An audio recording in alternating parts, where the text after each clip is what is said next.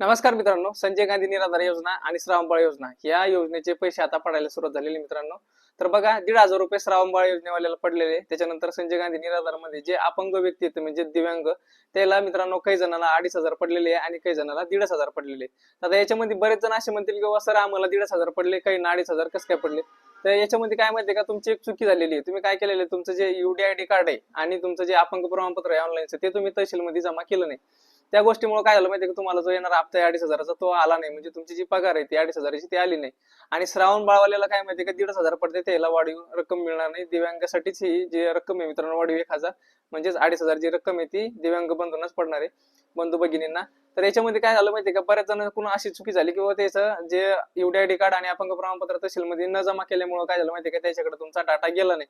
Data already आहे, परंतु काय केलं माहितीये की त्यांनी ज्या व्यक्तीकडून समजा परत एकदा त्यांनी डॉक्युमेंट जमा करायला सांगितले होते, ज्यांनी जमा केले त्याला काय केलं, त्यांनी 2,500 रुपये टाकलेले. आणि त्याच्यानंतर UDID कार्डची सुद्धा एक KYC करावं लागत होती ऑनलाईनला, किंवा तुम्ही ते तुमच्या मोबाईलवर ऍप्लिकेशन डाउनलोड करून सुद्धा करू शकत होता मित्रांनो. याच्या अगोदर मी एक व्हिडिओ टाकला होता UDID ची KYC करून घ्या म्हणून.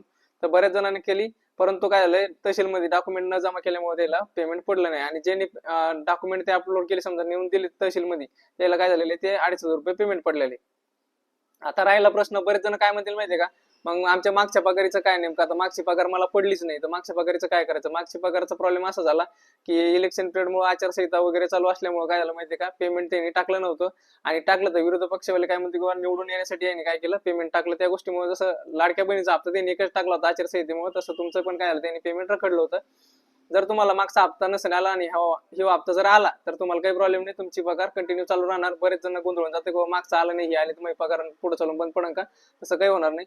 जर तुम्हाला 5-6 महिन्यापूर्वीपासून समजा पगार पडत नसेल तर तुमचं 100% काहीतरी प्रॉब्लेम असेल, तुम्ही काय करा, तहसीलमध्ये जा. तहसीलमध्ये जाऊन चौकशी करा एकदा, नेमकं माझी पगार पडत नाही, मला काय प्रॉब्लेम असेल ते तुम्हाला सगळं डिटेल तिथं समजून सांगतील आणि तुमचे जे कागदपत्र असेल ते तिथं जमा करून द्यावं लागेल. त्याच्यानंतर तुम्हाला काय होईल, पगार चालू होईल मित्रांनो. त्याच्यानंतर बघा आणखी त्याच्यामध्ये आता काय गोंधळ आहे, सगळ्यात पहिले म्हणजे दिव्यांग जे बांधव आहे त्याला माहितीये का, बऱ्याच जणांना पगारी पडलेलेच नाही, आणखीन पण पडलेले नाही. मग त्यांनी एकदा तिथं जाऊन आपले डॉक्युमेंट एकदा व्हेरिफिकेशन करून घ्या तहसीलमध्ये. काही जणांना पडले, आता 2-3 दिवसात हे पडत जाईल. जर पडले तर तुम्हाला जायची गरज नाही तहसीलमध्ये, जर नाही पडले 2-3 दिवसामध्ये तर तुम्हाला तहसीलमध्ये नक्कीच जावं लागेल. एखाद्याला कोणाला पाठवा घरच्याला ते कागदपत्र घेऊन तरी चालेल, तुम्हाला जाता येत नसेल तर मित्रांनो. परंतु एजंट कडे वगैरे देऊ नका. काय होतं माहितीये का, एजंट कडे वगैरे दिलं तसं काय होतं, मग एवढे पैसे लागते तेवढे पैसे लागते, तिथं पैसे वगैरे लागत नाही मित्रांनो. आणि जर समजा पगारीला थोडंफार लेट झालं मित्रांनो तर समजून घ्या, आता हा इलेक्शन काळामुळे काय केलं त्यांनी, थोडंसं पगारीला थोडं लांबवलेलं आहे मित्रांनो. जोपर्यंत हे पंचायत समिती आणि जिल्हा परिषद इलेक्शन पूर्ण होत नाही तोपर्यंत पगारीचं मागे पुढेच होत राहणार आहे. जेव्हा ही इलेक्शन संपन त्यावेळेस तुमची पगार जी सगळ्यांची रेग्युलर चालू होणार आहे आणि कंटिन्यू दर महिन्याला तुम्हाला पडत राहील. परंतु जर त्याच्याकडे फंडिंग अवेलेबल नसेल तर तुम्हाला ते लाडक्या बहिणीवानीच करणार आहे.